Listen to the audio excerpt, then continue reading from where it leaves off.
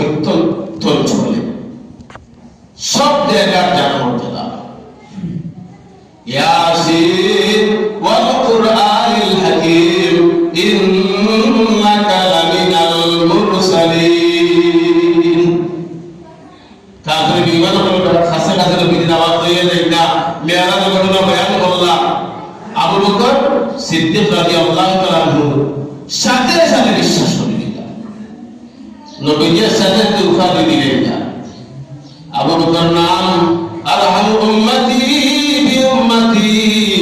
আবু বকর রাদিয়াল্লাহু তাআলা আনহু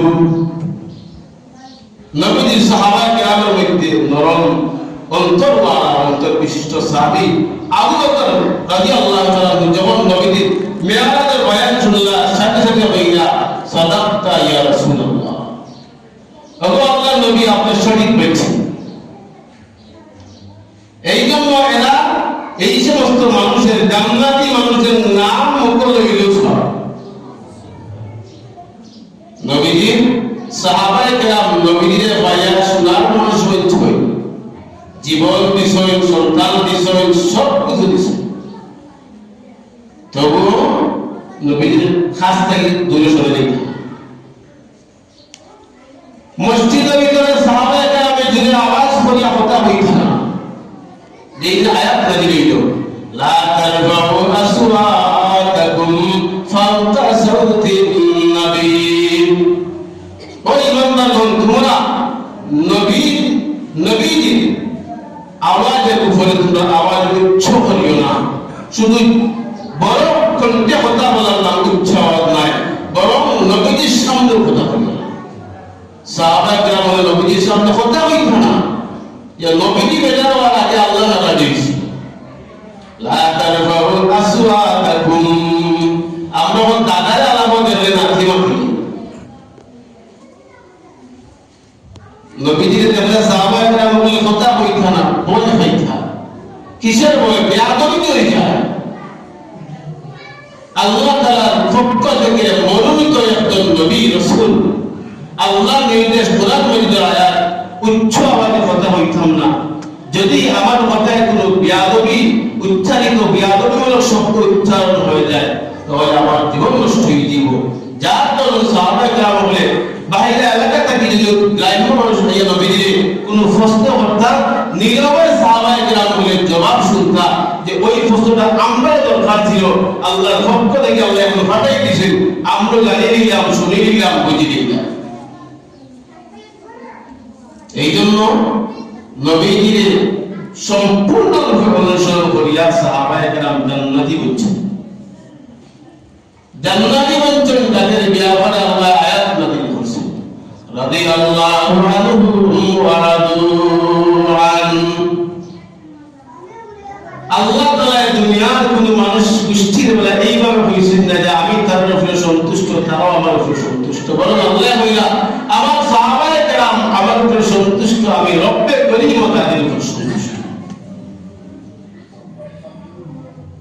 নবীজি আল্লাহ তাআলা নবী বানাইয়া মক্কা জমিন থেকে নবুয়তি শুরু হইল মদিনার জমিনে গেল নবীজি নবুয়তির সারা দুনিয়ার কাছে পৌঁছে اليوم أكملت لكم دينكم وأتممت عليكم نعمتي ورضيت لكم الإسلام دينا বিদায় হতে নবী দিবস اليوم أكملت لكم دينكم وأتممت عليكم نعمتي ورضيت لكم الإسلام دينا الله تعالى وأمر حبيب اليوم أكملت لكم دينكم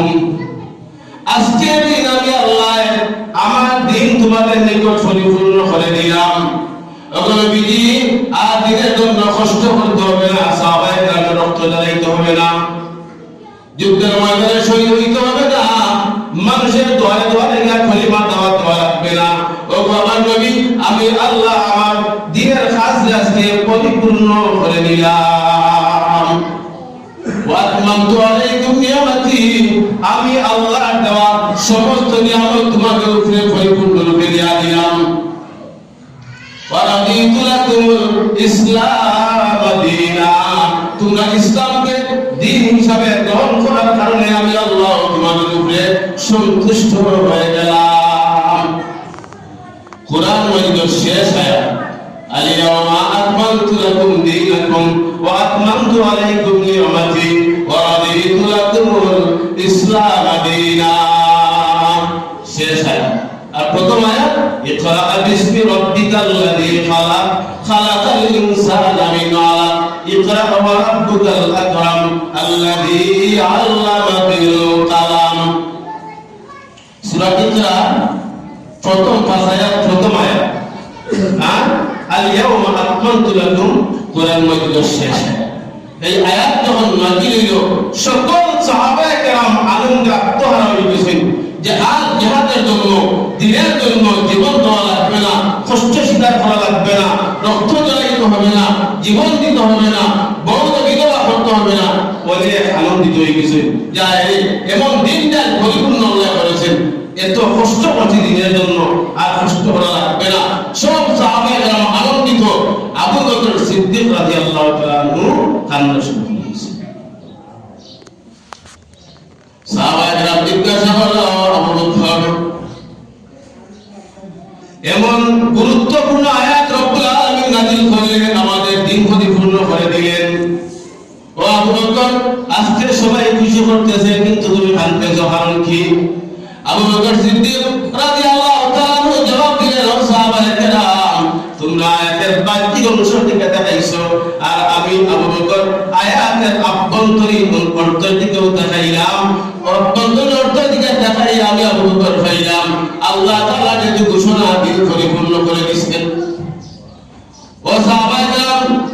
আল্লাহ রাব্বুল আলামিন আল্লাহর হাবিবকে ওই দিনের জন্য দুনিয়ার জমিনে পাঠাইলেন। যেহেতু আল্লাহ দিন পরিপূর্ণ করিয়া দিয়েছেন, আমি আবু বকর বুঝে গেছি মহান রব্বুল আলামিন তার হাবিবকে আর দুনিয়ার জমিনে রাখবেন না। ও আবু বকর, আয়াত শুনিয়া, আয়াত হইয়া তোমরা আনন্দিত, আর আমি আবু বকর নবীজির বিদায়ের বাতাস হইয়া বন্ধ হইয়া, আমি আবু বকরের কলিজা জ্বলিয়া, আমার আবু বকরের আর হাসার মতন, খুশি করার মতন সামর্থ্য নাই, কান্নায় আমার বুকটা ফেটে যাচ্ছে। নবীজি সাল্লাল্লাহু আলাইহি ওয়াসাল্লাম যখন দুনিয়ার জমিন থেকে বিদায় নেন, কিতাবের মধ্যে লেখেন সাহাবায়ে কেরাম সবাই চিন্তিত ছিলেন, পেরেশানির মধ্যে ছিলেন,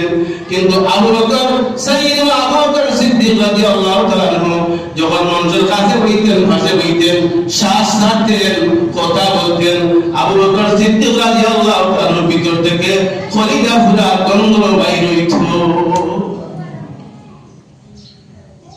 এমন মহব্বত আছে আবু বকর সিদ্দিক রাদিয়াল্লাহু তাআলা। এই জন্য আমার শেষ কথা, যে নবীজি সাল্লাল্লাহু আলাইহি ওয়াসাল্লামের জীবনে আমরা মরণ পর্যন্ত অনুসরণ করিয়া যদি আমরা যাইতাম পারি, তাহলে আমরা খাঁটি নবীজির উম্মত। আল্লাহ রাব্বুল আলামিন আমাদেরকে নবীজির অনুসরণ করিয়া